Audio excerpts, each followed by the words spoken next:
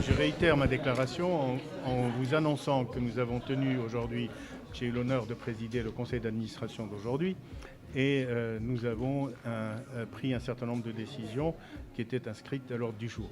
Donc la première, c'est bien sûr entériner la démission du président Salah Eddine Mzouar, en le remerciant pour le travail qui a été fait et bien sûr en regrettant sa démission inattendue. Par ailleurs, nous nous sommes penchés sur la représentation de la CGM qui doit continuer indépendamment des personnes qui l'ont présidée, qui la président et qui la présideront. Et donc nous avons décidé, après un débat intéressant et important, de désigner un président par intérim en la personne de Si Mohamed Bachiri.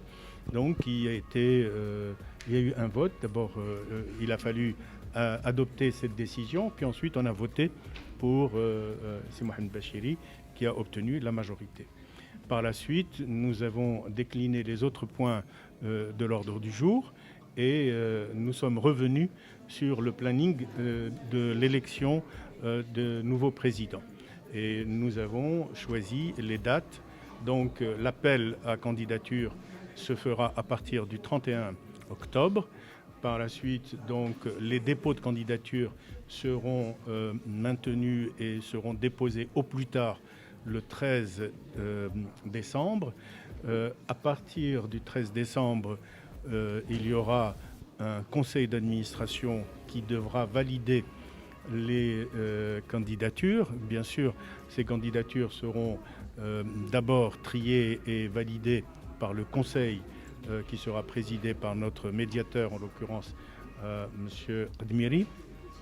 Et par la suite, ce conseil d'administration décidera de la date du 22 janvier, qui sera la date des élections du nouveau président et vice-président de la CGM.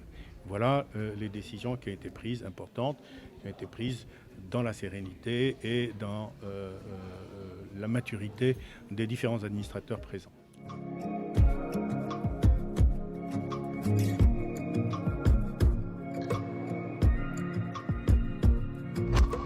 Écoutez, je suis très honoré pour cette nomination, donc très fier aussi.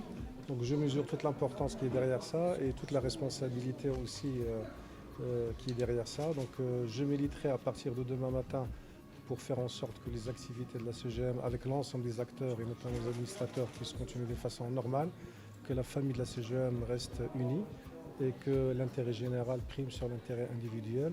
Donc nous avons tout intérêt à ce que les chantiers qui sont déjà initiés, ils sont très nombreux, continuent avec la même dynamique qu'auparavant.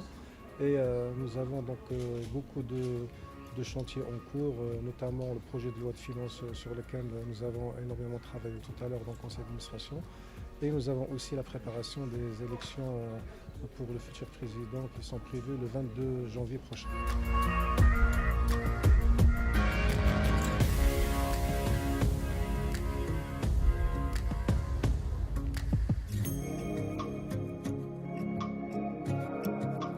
Bon, alors aujourd'hui, donc à la CGM, nous avons tenu un conseil, comme vous le savez, très attendu.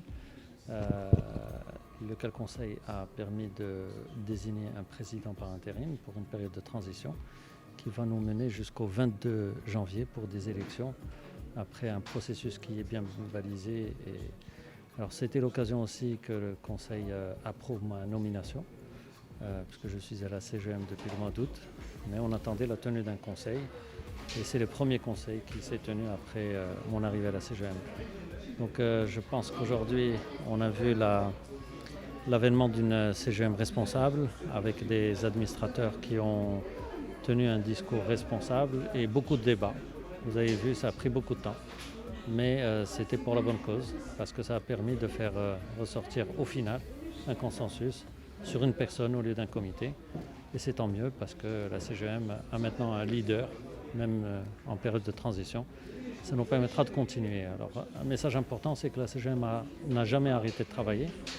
Surtout en ce moment avec le projet de loi de finances, avec tout ce qui se passe. Vous avez suivi le discours de Sa Majesté sur les PME, le financement des entreprises, les délais de paiement, etc. Tout ça, la CGM a continué de travailler avec ses commissions Donc il y a beaucoup de gens qui travaillent énormément derrière les coulisses et notamment les commissions et les membres désignés qui ont fait le sujet de beaucoup de discussions sur leur validité au sein du Conseil. Et comme vous l'avez vu aujourd'hui, ils ont été réintégrés pour la bonne marche d'une CGM avec une gouvernance qui va jusqu'aux prochaines élections de manière inclusive et complète. Pour suivre toute l'actualité d'EcoActu.ma, inscrivez-vous sur notre chaîne YouTube et rejoignez notre communauté sur Facebook et sur les autres réseaux sociaux.